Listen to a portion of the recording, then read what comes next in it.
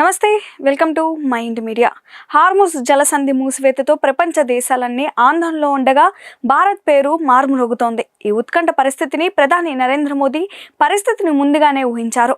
మన ఇంధన భద్రతకు ఏమాత్రం ముప్పు రాకుండానే ఉద్దేశంతో ఆయన ఒక మాస్టర్ ప్లాన్ సిద్ధం చేశారు.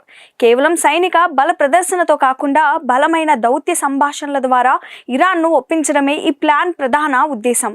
ప్రధాని మోదీ రచించిన ఈ దౌత్య వ్యూహాన్ని విదేశాంగ మంత్రి ఎస్ జైశంకర్ అత్యంత పగడ్బందీగా అమలు చేశారు.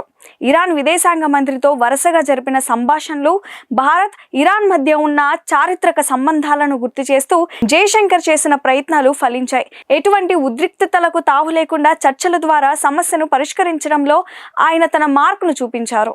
ఈ వ్యూహం ఫలితంగానే శనివారం నాడు భారత జెండాతో ఉన్న 2 భారీ ఎల్పీజీ నౌకలు శివాలిక్ మరియు నందాదేవి హార్ముజ్ జలసంధిని దాటి సురక్షితంగా భారత్ వైపు ప్రయాణించాయి. దాదాపు 92,000 మెట్రిక్ టన్నుల గ్యాస్తో వస్తున్న ఈ నౌకలు ముంద్రా మరియు కాండ్లా రేవులకు చేరుకోనున్నాయి. ఇది భారత గృహిణీలకు మోదీ ప్రభుత్వం ఇచ్చిన భరోసా. ఒకవైపు అమెరికా అధ్యక్షుడు డొనాల్డ్ ట్రంప్ యుద్ధ నౌకలను పంపి రక్షణ కల్పిస్తామని చెబుతుంటే భారత్ మాత్రం కేవలం మాటల ద్వారా దౌత్యం ద్వారా తన పని పూర్తి చేసుకుంది. America energy secretary Chris right సైతం భారత్ సాధించిన ఈ విజయాన్ని గుర్తించి ఇరాన్ భారత్ ఒక ఒప్పందానికి రావడం వల్లే ఇది సాధ్యమైంది అని కొనియాడారు. కేవలం ఇరాన్తో చర్చలే కాకుండా మరోవైపు అమెరికా నుండి రష్యా చమురు దిగుమతులపై 30 రోజుల రాయితీ సాధించడంలో కూడా మోదీ ప్రభుత్వం విజయం సాధించింది.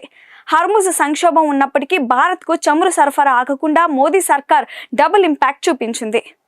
భారత్ మరియు ఇరాన్ మధ్య ఉన్న ప్రాచీన సంబంధాలను మోదీ ప్రభుత్వం సమర్థవంతంగా వాడుకుంది.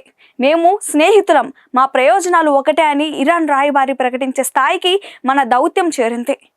ఏ దేశంతోనూ గొడవ పడకుండా మన ప్రయోజనాలను కాపాడుకోవడంలో మోదీ విశ్వగురు అని అనిపించుకున్నారు. ఈ ఆపరేషన్ కేవలం చర్చలతోనే అయిపోలేదు. ప్రధాని మోదీ స్వయంగా ఇరాన్ అధ్యక్షుడితో మాట్లాడగా జైశంకర్ పరిస్థితిని గంటకు పర్యవేక్షించారు. భారత నౌకదళం ఈ నౌకలకు రక్షణగా నిలిచి మోదీ వ్యూహాన్ని క్షేత్రస్థాయిలో విజయవంతం చేసింది. మొత్తానికి పశ్చిమాసియా సంక్షోభంలో భారత్ తన సత్తా చాటింది. ప్రధాని మోదీ నాయకత్వంలో జైశంకర్ దౌత్యంతో దేశ ఇంధన అవసరాలకు ఏమాత్రం ఆటంకం కలగకుండా నౌకలను విడిపించుకోవడం ఒక చారిత్రక విజయం. అందుకే ఇప్పుడు దేశవ్యాప్తంగా జై హో మోదీ అనే నినాదం మారుమ్రోగుతోంది. ఇవి ఇప్పటి వరకు నా అప్డేట్స్. మరిన్ని అప్డేట్స్ కోసం చూస్తూనే ఉండండి మై ఇంటి మీడియా.